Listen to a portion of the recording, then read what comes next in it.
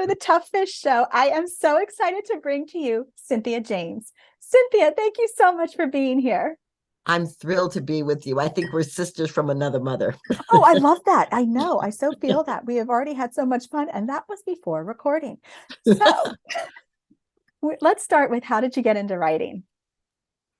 You know, I would love to tell you that I thought, oh, I'm a born writer and I should write, but that wasn't it. And I kept, I would teach workshops or I would be speaking and people would say, do you have a book? Do you have a book? And then I would write and then I would go, nobody wants to hear this. And I would be self-critical. And one of my dear friends is a very successful author. And she said, how dare you deprive people of your wisdom? Oh, how dare you deprive people of your wisdom? Oh my gosh, Truth Bomb just started right now. Keep Yes. going. And so I just sat down and I started writing, and I said, oh my gosh, there are editors and there are people, and that's what happened. And the first book really was in conjunction with my workshops, the freedom, emotional freedom work I do. And it's called What Will Set You Free. And people used it in the workshops with me. And when I didn't fall on my face, I was like, oh, maybe I can write. But I love that. I love that. One, you were following something that brought you joy. You were staying true to yourself and staying and letting that guide you. But it was touching others, and people were coming back saying, we need more, or we're, what else? What else is there? Because, and to hear that, how dare you deprive us of your wisdom? Wow. I mean, that's powerful. How does that feel when you hear something like that and then recognizing, wow, and now how do I do this? I mean, how did Right. that feel? Well, the first thing was this person really loves me and is being really authentic with me. And the second thing was, you know, I don't really believe in failure. So I've got nothing to lose here. I can just write my wisdom, and there are people that I can share it with. And if it doesn't go any further than that, it's okay. But people still get this book and use it in classes and stuff. So I feel like she gave me a nudge out of the nest. Oh, I love that. And so let's go along with that analogy that when the eagle is nudged, the little eaglet is nudged out of the nest, out if it's been a comfy space at some point, and then the mama makes it start to feel a little uncomfortable, and then the little eaglet gets kicked out. It's probably like, are you kidding me? And then mama comes and helps them out, brings them back, and it's probably like, whew, what was she thinking? And then poof, do it again until the little baby figures out that it has wings and it had them all along. So would you talk a little about it, along with that metaphor, about the writing process for you as said little eaglet and having been poofed out of the nest? Well, the first thing is that I had to get past comparing myself to others. Mm.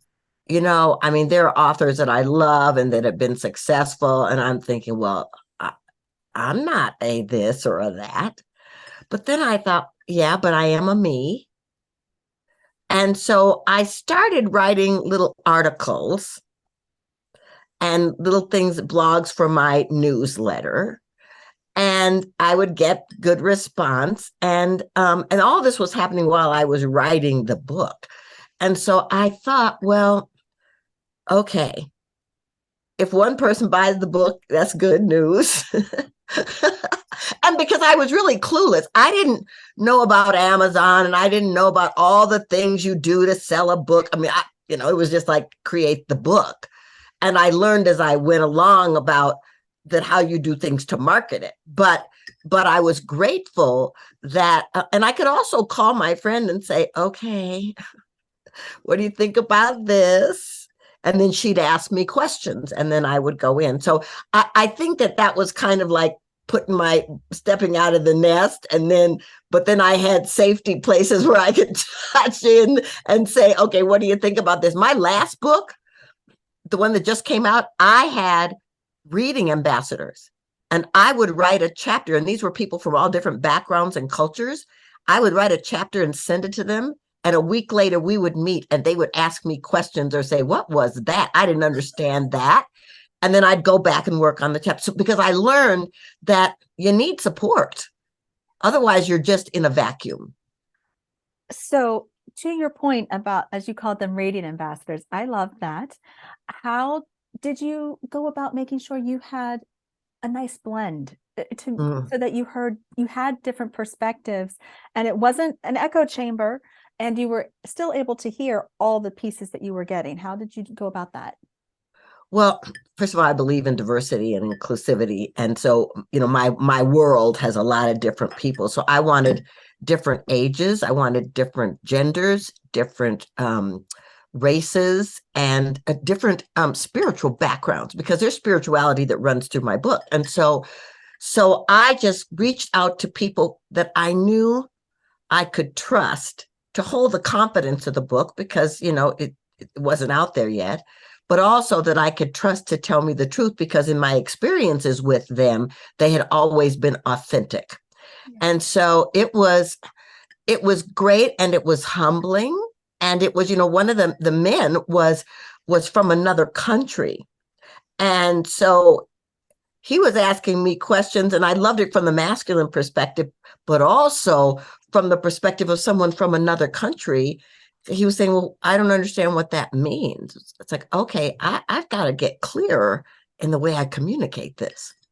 Oh, I love that. I love that. And so when you're writing and you are sharing information, so this is nonfiction we're also talking about. When you are going through that, one of the things you're probably thinking about too is that transformation, if you will, for your reader. Your reader has picked up your book to solve a problem or to help them achieve something. And so even when it's memoir, they're still reading and wanting to see themselves and say, now, I'm not alone. And how do I get to where I want to go? So how did you kind of blend that to help bring your reader through like that? So the way the book is set up this time is, I've been on the planet for 7 decades. And so every decade there was stuff happening culturally, and it was impacting me and my choices. And the same is true for every person, whatever is going on in their decades, there's something there. So I would talk about what was happening in that decade, and then I would tell my stories, and I would get real about the good news and the interesting news about my choices. And then I would, at the end of each chapter, I would tell them the lesson I learned, and I would give them the opportunity to have a practice that they could do for themselves. And then at the end of the book, I just summarized all the practices and invited them to go back through, if they hadn't done it before, and step into, because the book is called Does My Voice Matter? And so it's like to step into their authenticity, bringing their voice, their full expression to the planet. So I love that. And something else that, as you were saying, that even if they answered those questions at that moment when reading, one of the beauties, I think, about what a book like this does is that when that reader goes back, maybe it's, maybe they wanted to reread it in a year, maybe they reread it, in 6 months or what have you. But when they do go back, there's an opportunity to kind of check in and say, wow, look at the growth I've had, because now I have new things coming through because of what happened, because the author was helping me see myself and ask me questions to help me further in my journey, in my growth. I think that that's really powerful. When you were constructing your questions, how did you go about that to know that you were hitting the mark, if you will? I don't know that I totally knew. What I did was, I was like, can I be as open and vulnerable as possible about my learnings, and then offer that to the reader. Yeah. And if it resonates with them, they can take a deeper dive. And one of the things I talk about in the book is that challenges are portals of transformation. And it's like, in my life, I've had a lot of challenges, and I had to learn to look at them from a different perspective. Because if it's just a challenge, then it takes me down a rabbit hole. But if it's an opportunity, then I get to learn from it, and I get to choose differently next time. I think that is powerful. And so, as you know, with writers, sometimes they can get in their heads. They can, when they're writing that draft, especially when they're writing for nonfiction, and even fiction, but when nonfiction's coming about, there's an element of street cred that the nonfiction book can do, that there is could be a form of being a subject matter expert trying to teach or impart information. And they can easily get in their head of, who am I to write this book? Oh my gosh, will I do this book justice? And quite frankly, fiction will have the same, fiction writers will have those challenges. They just might look a little different. But to your point, it's a challenge. And then it goes back to a choice. How would you advise a writer who might be in that decision-making process of what direction they go and how do they get there? Well, one of the things I did is I'm a meditator. And so I would meditate and I would journal, and the meditation would be focused. It would be on the book. And I would ask, what is the highest vision for what needs to come through this book? And then I would journal after. And over a period of time, I started noticing, that basically what was coming through were like chapters or ideas for chapters. So I got a big butcher block of Post-it, and I just started writing down those things and looking at them. This was before I even started writing this time. And so I could go, okay, well, what story, because I think stories are important. What story in my life goes in this area that's going to be the most impactful and going to invite the reader to be as open about where they are in regard to this. So that's really how I started. It was kind of meditative and writing. And there were a couple chapters that didn't get in there because I was like, no, no. But to your point, though, there is discernment that happens from when you're writing. An author is not just discerning, is this information I put in the book, is it too much information? Is it not enough? Or is it good information, but not the right time yet? And the other part is when you start involving other people with your writing, like editors or publishers or anyone else who's a part of that process. To your point, your reading ambassadors or beta readers, you're getting feedback all the time. So you always are discerning, is this something I'm including? Do I do this? What happens if I don't? What happens if I do? Going back to the choices, how would you advise a writer who might feel a little overwhelmed with the choices that they're trying to make? Like it almost feels like I've got too much. I don't know what to do. Pause. I have an album that came out, and one of the songs is called Stop, Pause, Look, Listen. And it really is get out of your head, pause, and listen to your heart. You have within you a part of you that knows exactly what wants to be written and what wants to be communicated. But your head can take over and chaos can ensue. But if you pause and really tap into your heart and really ask the universe, what wants to be told here? I mean, things will come in, things will drop in that are unexpected, but you need that pause so that your mind doesn't hijack you and take you away from the thing that really wants to come through you. Okay, you're making my eyes water and little goosebumps happening everywhere. I so love that. And I also love the fact that you have an album, because what this also shows is another form of creativity, another form of writing even. How did that come about? And how does that help with your books even? Well, this is my 8th album, but I haven't, Awesome. I know, but I hadn't recorded in a number of years because I was busy doing other stuff. And, because I always ask the universe, what's the highest and best for me or for this project or whatever. I get a phone call. Okay, the same friend who told me, how dare you, had done an album of standards and calls me up to talk about it. And I'm so excited. And she goes, oh, when are you doing an album? I go, I'm not doing an album. She goes, I go, no, I'm not doing an album right now. She goes, yeah, you need to meet these producers. They're called the Brothers Corin, right? And I'm like, but I'm not doing an album. She goes, And what's happening is while I'm saying that, she's typing an introduction to me and these guys. And it's coming in, and then I got to respond, and I go, "Oh, nice to meet you, but but I'm not doing an album right now." And they were like, "How about we get on a Zoom call?" So the interesting thing was, the book, I was already in the book. Yeah. And when I met with them, I could tell that there was something, that this was a gift of some kind synergistically, because they work the way I work with music. And so we started working, and I started downloading music.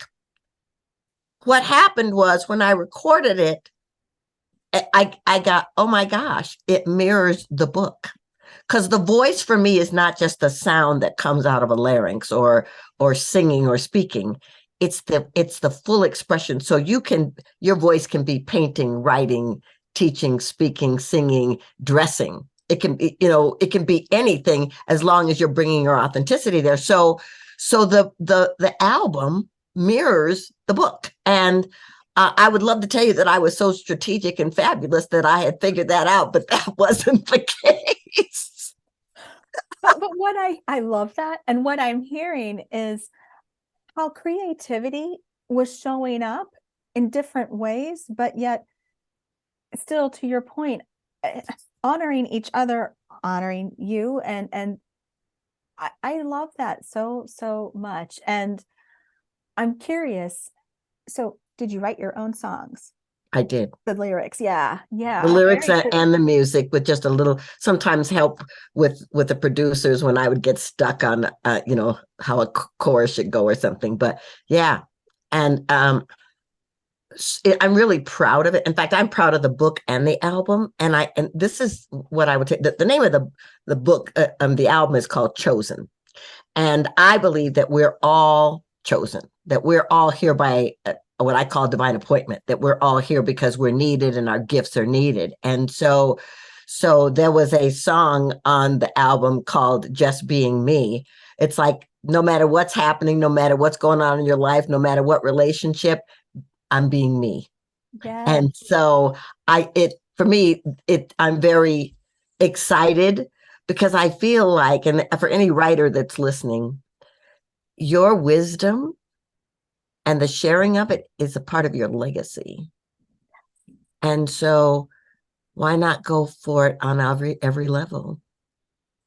Absolutely. Okay. I feel like I should have a little heater on right now, because I was just sitting here with so many goosebumps, and I love every moment of it.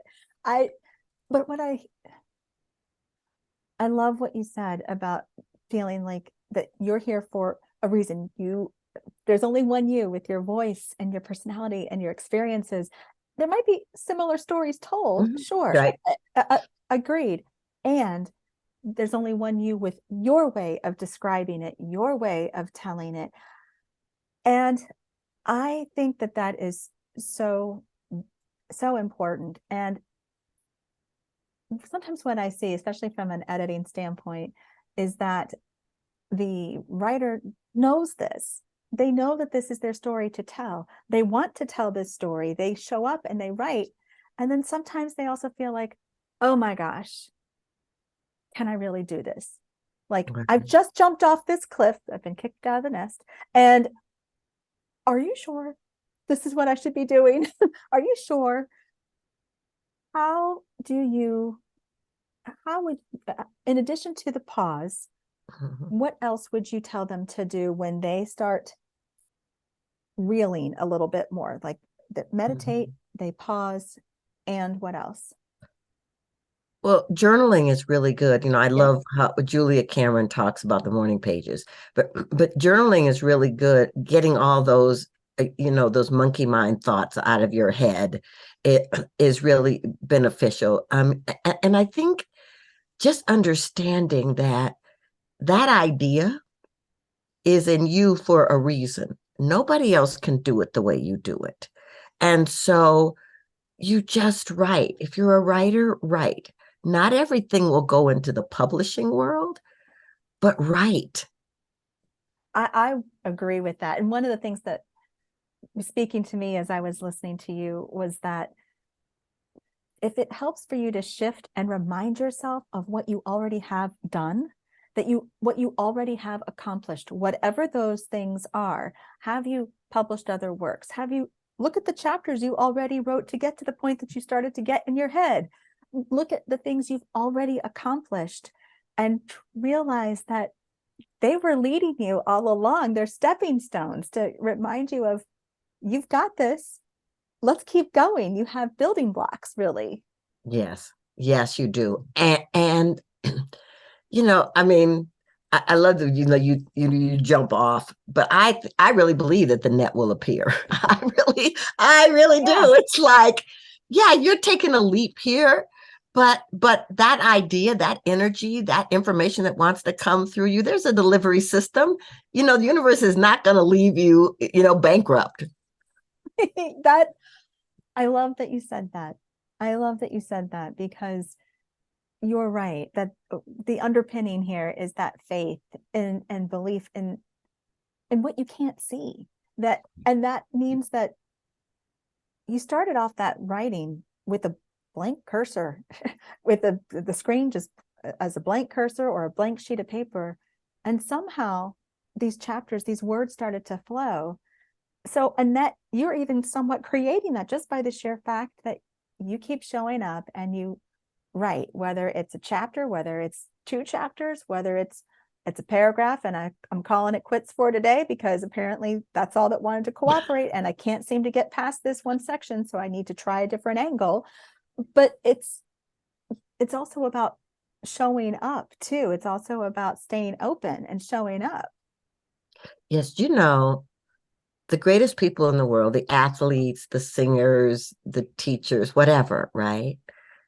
I mean, consistency Yeah. is a thread through all of them. They show up and they are consistent, even if they feel like they're flopping, even if they feel like they're in a slump, it doesn't matter. They show up. And what happens, and I think, is like when you keep showing up and you're consistent, then your field expands and new ideas and new people and new invitations. I mean, I didn't know you before today. And when your invitation came in, I was like, oh, yeah. And I started looking at what you were doing. I'm like, oh, okay, yeah. Because I think because when you open, the universe supports it. I love that. And the thing is that we don't, when you write a book, when you publish it, or when you publish several books, it's not a, you built it and then just assume people will come in some ways. You still need to be putting yourself out there and staying open to that. But then also there's the trust element of saying, and because I'm doing that, the right people are going to find my work, the right people are going to find my books, or it's going to connect and have that ripple effect. And I definitely am a big believer in that ripple effect, because you don't know how that one thing you wrote, or what you said in a show or sung on an album, that really touches someone, and they get to that space of going, somebody else gets me. I can help now someone else. And That's you right. just had this effect that you might not even realize you did. Yeah. I mean, you become a game changer Yes. and a change maker. And so, you know, make no mistake that whatever you want to share, somebody needs it. Yes. Yes. Yes. Yes. Oh my gosh. I so love that. So, question for you. When you do get all of these pieces coming in, and to your point, not everything should be in the book, but how do you know when there is the right time to cut something? Because if you go on the idea of, I've been given all of this, I'm supposed to use all of this, then how do you discern when it's the, yes, you were given it, and it's okay to not do this or not do this now? You know, the work I do in the world is mind body work, and I really believe the body is really intelligent. So when I'm making decisions like that, if my body is open, if my heart is open, I know it's a yes. If there's a constriction, then I'm like, either it's a pause or it's a no. And those pauses and no's can end up being blogs, or they can end up being articles or other things. But my body tells me, okay, this is important. This needs to be here. I love that. So trusting yourself, That's right. trusting that what you're receiving, however that is, but trusting that feedback and trusting in yourself, because even when I'm working with my clients, I will tell them, yes, I know this feedback, we agreed to do this feedback, and my goal is for constructive and kindness and in that in messaging type of thing. And I also fully expect them not to accept all of it. I don't want them to. I remember one client specifically said, I'm accepted about like, I agree with like 97, 98% of what you were suggesting. I said, good, I'm glad there's some percentage that you don't agree with me. It's fine. But it's your story. I want you and your voice to shine. So good. I'm glad. Well, yeah, because you're a guide, Mm-hmm. but their inner knowing is present. Yes. Yes. Yes. Yes. Oh my gosh. I love all of this, and I really need people to know, Cynthia, how can they connect with you? How can they get your books? How can they be part of your world? So cynthiajames.net is my website. And I have a monthly newsletter that I send out, and my books are on Amazon. And I would love to connect. There's also gifts on my website for people so they can just tap in. Oh my gosh, that is awesome. Thank you so, so much, Cynthia. This has been absolutely amazing. Thank you so much. My honor to be with you, and thanks for what you're doing for writers in the world. Oh, thank you.